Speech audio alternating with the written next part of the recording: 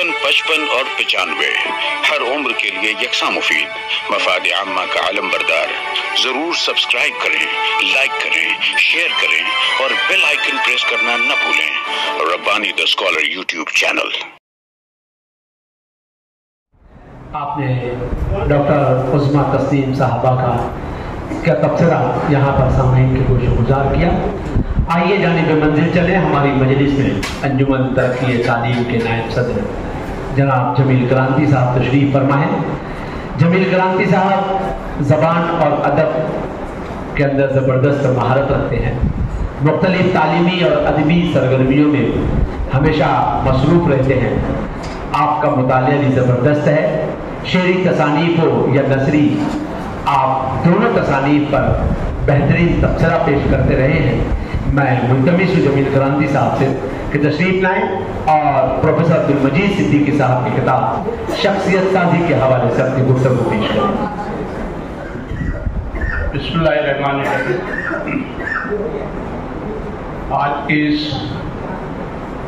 पुरवकार मजलिस के सदर मोहतरमा साजिदा निहाल अहमद साहबा,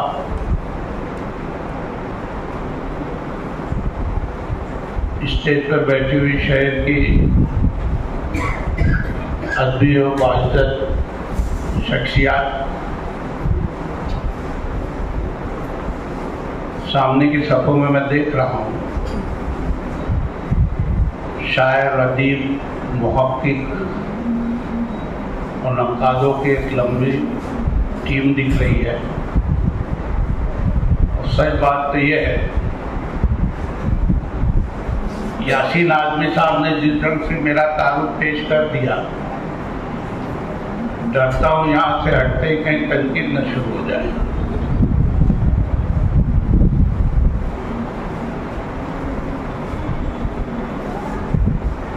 हमारे रहनुमा साथी निहाल अहमद साहब कहा करते थे कि रहनुमा और बादशाह बनाए नहीं जाते, पैदा होते हैं। और मैं इसी बात को अपने ढंग से महसूस करता हूँ कि शायर और अदीब भी बनते नहीं, पैदा होते हैं। और अगर इन खूबियों का जायजा लें तो प्रोफेसर सिद्दीकी साहब उसमें पूरा उतरते हैं। कहते हैं कि काबिलियत और किरदार जिंदगी में एक साथ चलते हैं। काबिलियत आपको बुलंदी तक पहुंचाती है और आपका किरदार आपकी शख्सियत को हमेशा बुलंद रखता है। अगर इस मकूले के पैराहे में हम प्रोफेसर अब्दुल मजीद सिद्दीकी साहब को देखें तो पूरा का पूरा उतरते हैं। उन्होंने जिंदगी की तमाम धूप छांव देखी, लेकिन कहीं भी उन्होंने अपने व्यापार का सौदा नहीं किया। मैं इत्तेफाक से उनके पड़ोस में मेरा ननिहाल था। एक पावर हाउस के स्टेट पोल में उन्होंने तालीम हासिल की और जिंदगी के तमाम मद्देनजर से गुजरे। लेकिन जैसा मैंने कहा तो उन्होंने कहीं भी अपनी शख्सियत और व्यापार का सौदा नहीं किया। आज शख्सियत साजी के प्रोग्राम में मैं समझता हूं कि सिर्फ उनको देख लेना ही काफी है। जहां उन्होंने मुख्तलिफ मज़ाहिब के बारे में इज़हार ख्याल किया है, उसमें हिंदू मजहब भी हैं, सिख है, जैन है, बुद्ध है, यहूदी हैं, हम मजहब इस्लाम। सबसे ज़्यादा उन्होंने अगर तबसरा किया है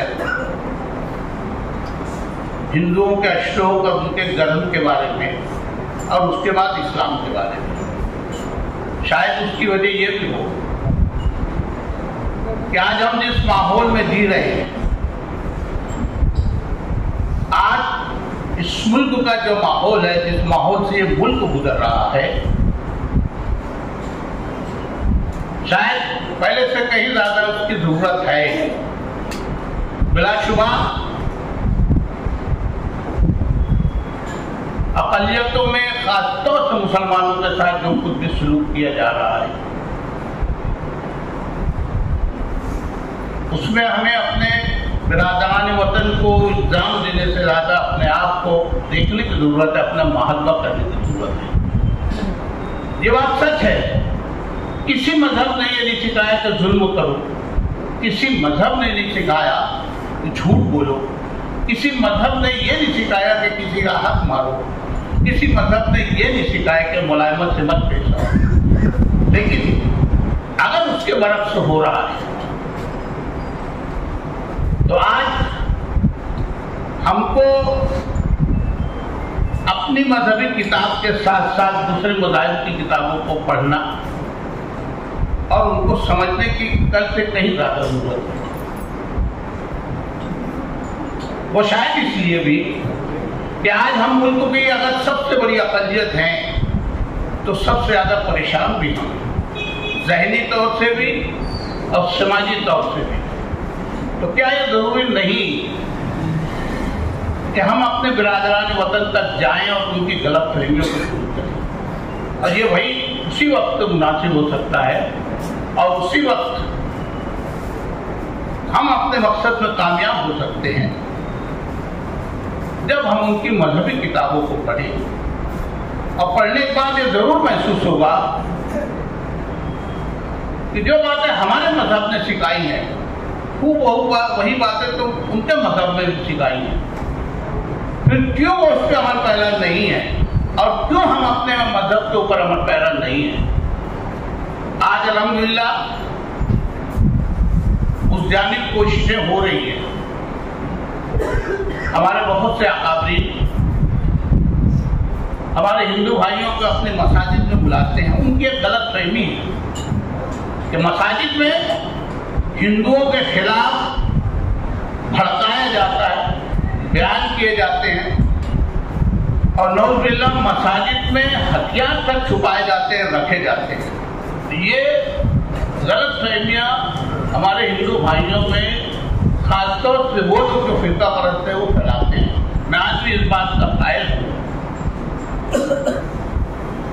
कि ये मुल्क सेकुलर है, लेकिन वो चंद लोग, उसमें हमारे मुस्लिम भाई भी हो सकते हैं, जो इस मुल्क की फिजा को, इस मुल्क के माहौल को खराब करते हैं।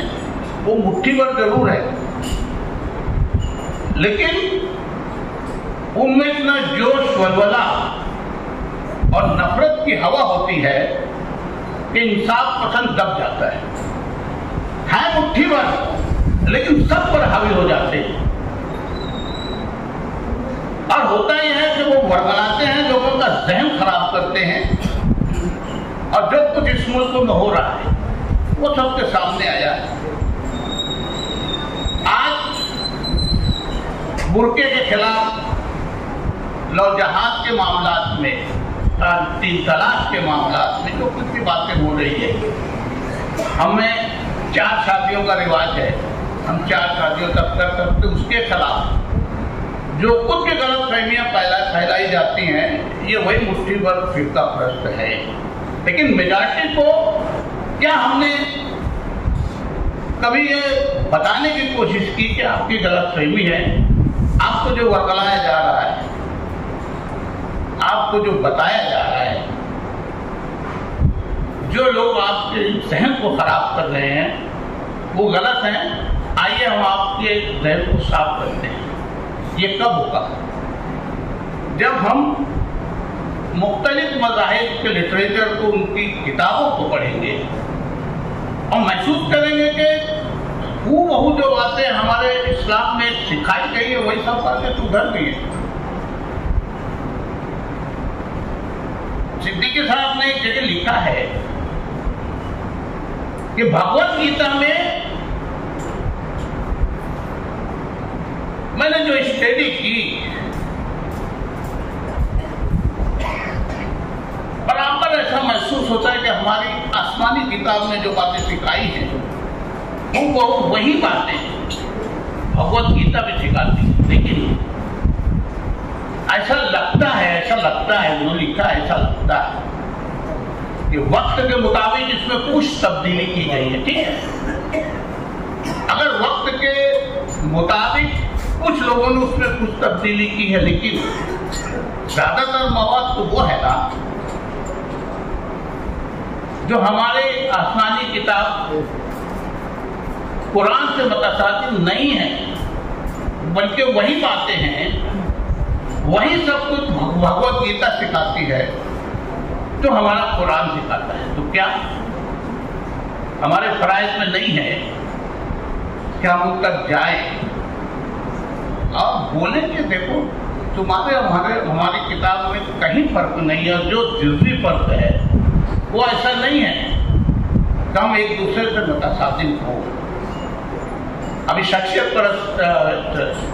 साथी के ताल्लुक से डॉक्टर साजिद साहब बोल रहे थे कि जिस दिन से मुझको अस्तूरा लगा, मैंने मुस्लिम इलाकों में तफरी के लिए जाना छोड़ दिया। अब मैं इस बात को बिल्कुल यकीन के साथ कहता हूं कि हमारे बिरादरान वतन अपने बच्चों को जो तालीम देते हैं, जो सिखाते हैं, और जिनका हिंदू भाइयों से ताल्लुक होगा, वो इस बात की जरूर गवाही देंगे कि उसका असर अशीर हमारे घरों में नहीं है। कल यहाँ पर औरंगाबाद में एक बड़ी कॉन्फ्रेंस मुसलमानों की तालीमी पसमानदगी के ताल्लुक से तो रोजा कॉन्फ्रेंस औरंगाबाद में हो रही है। बड़े बड़े इंटेलेक्चुअल्स जो बाकायदा बाय प्लेन से आए, मालेगांव का नाम उन्होंने बहुत दिनों से सुन रखा था, बस एक तस्वुर था कि मालेगांव कैसा होगा। आप यकीन जानिए, ये बड़े बड़े शख्सियात, ये इंटेलेक्चुअल्स प्लेन से उतरे, कनेक्टेड कार में बैठे और मालेगांव सिर्फ लिए आए कि यहाँ की तहजीब, यहाँ के मुसलमान, यहाँ की तालीम, यहाँ के मस्जिदों मीनारों के शहर को वो देखें। उसमें डॉक्टर इलियास सैफी साहब ने बहुत बात पते की कही, दिल को लगने वाली, वो मैं बताना चाहूँगा। बोले हम लोगों में रिवाज है कि हम लोग चरिंद परिंद के बड़े शौकीन हैं, हम लोग पालते हैं। बहुत से लोग बकरियां, गाय बैल पालते हैं, मुर्गियां पालते हैं, कबूतर का शौक है बहुत लोगों को। और जब शाम हो जाती है, अब दरबे में अगर वो चरिंद परिंद नहीं आते तो हम लोग बड़ी फिक्र से उनको ढूंढना शुरू कर देते हैं कि अरे आज मेरा मुर्गा नहीं आया, आज मेरी गाय नहीं आई, आज मेरी बकरी कहाँ गुम गई है, देखो तो। लेकिन हम अपने बच्चों की फिक्र रात भर नहीं आने के बाद में नहीं करते कि मेरा बच्चा ऐशा बाद आया क्यों नहीं, उसने मगरिब की नमाज पढ़ी कि नहीं, ऐशा की नमाज पढ़ी कि नहीं, 10 बजने को आया, कहाँ है। तो आज सही मानों में सबसे ज्यादा हमको अपना मुहासबा करने की जरूरत है। शख्सियत साजी के प्रोग्राम में मैं हर एक से कहूंगा कि जो बात इलियास सैफी साहब ने कही थी, जरा हम महसूस तो करें। पावरलूम और साइजिंगों के शहर में जहां रात दिन कारोबार चलता है, बहाना मिल जाता है हमको कि मेरा बच्चा कारखाने में होगा, मेरा बच्चा साइजिंग में होगा, लेकिन कुछ तो उसका पैमाना होना चाहिए कि बेटा तुम इतने से इतने बजे तक रहोगे, उसके बाद घर आओगे, रात को आराम के लिए बनी है मेरा शुबा। मगर हमारे शहर का कारोबार अगर हमको मजबूर करता है, कुछ न कुछ तो उसका ढंग, उसका पैमाना होना चाहिए। जहां हमारे हिंदू भाइयों की बात आती है मैं आपसे पूछता हूँ, आप किसी हिंदू भाई के घर पे चले जाएं अब पूछे ये फला शख्स है क्या, कोई ना कोई बच्चा जरूर निकलेगा, अंकल किससे मिलना है, और अदब से अपने घर में बिठाएगा, पानी पिलाएगा। अगर ऐसा नहीं कर सकता तो वो जरूर बोलेगा तो रुकिए मैं देखता हूँ, और उसके बाद आपको खबर लेगा कि वो है कि नहीं है। और यही मामला हम अपने किसी मुस्लिम दोस्त को वहाँ चले जाए और उसको पूछे, उसका बच्चा अगर रहेगा तो भी वो इंटरेस्ट नहीं लेगा, दिलचस्पी नहीं लेगा। उसके साथ वाला बोलेगा तेरे अब्बू को पूछना है, अरे हाँ बोल क्या तो। ऐसा होता है कि नहीं होता? तो पानी कहाँ से रिस रहा है? शख्सियत साथी के इस प्रोग्राम में मैं पूछ रहा हूँ, हमको तो अपने आप को देखना चाहिए। किसी किसी को थमाता है चाबियां घर की, खुदा हरे को अपना पता नहीं देता रहते। देखो तो सही, आज सिद्दीकी साहब ने जो कोशिशें की मुख्तलिफ मज़ाहिब के बारे में, मैंने एक सफ़े को बतौर खास अपने इसमें कैमरे में मैंने कैद किया है। मैं बताऊं आपको कि देखिए दूसरे मजहब में और हमारे मजहब में कितनी यकसानियत है। हम पढ़ते हैं, उस पर अमल कितना होता है, और दूसरे मजहब के लोग अगर अपने मजहब की किताब को पढ़ते हैं तो उसमें कितना अमल पैदा होते हैं।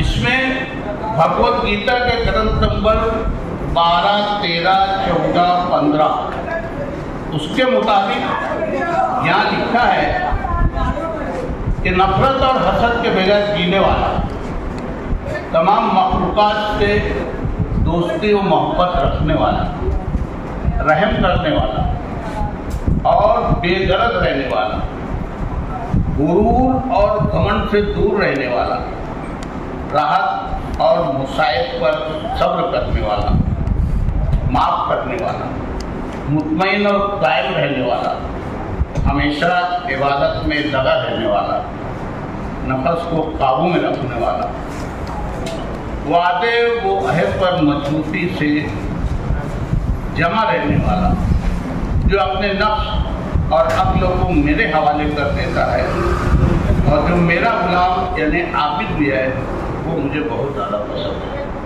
ये भगवत गीता में लिखा है। अब बताइए इस्लाम क्या है? यही है ना, वो अमल करते हैं, हमसे को पढ़ते हैं। अभी डॉक्टर साजिद सिद्दीकी साहब बोले थे कि सही मानों में एक होड़ लगी है हुफ़ाज़ की, हर साल 450 से 500 हुफ़ाज़ होते हैं।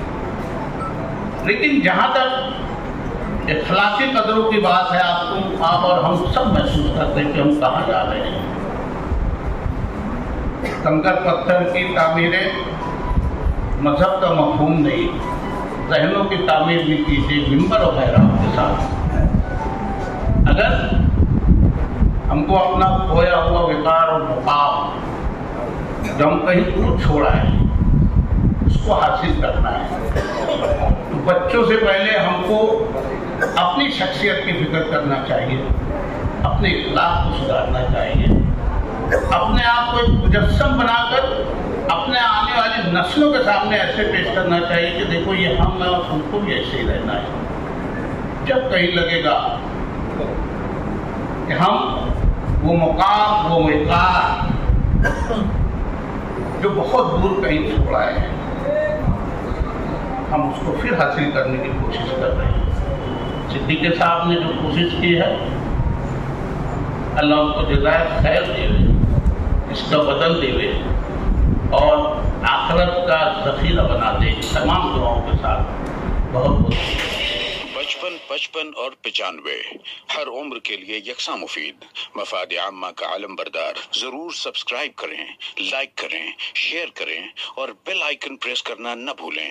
Rabbani the scholar YouTube channel. Rabbani the scholar YouTube channel इल्मी, अदबी, दीनी, मिल्ली, समाजी, सकाफती, तहजीबी, फलाही, तिब्बी, फन्नी, माशी, तिजारती, माशरती, इंतजामी, इनकलाबी, तहरीकी, तहकीकी, तकनीकी, तफ्तीशी, तामीरी, तालीमी व मालूमाती यूट्यूब चैनल जरूर सब्सक्राइब करें, लाइक करें, शेयर करें और बेल आइकॉन प्रेस करें। Rabbani the scholar YouTube channel.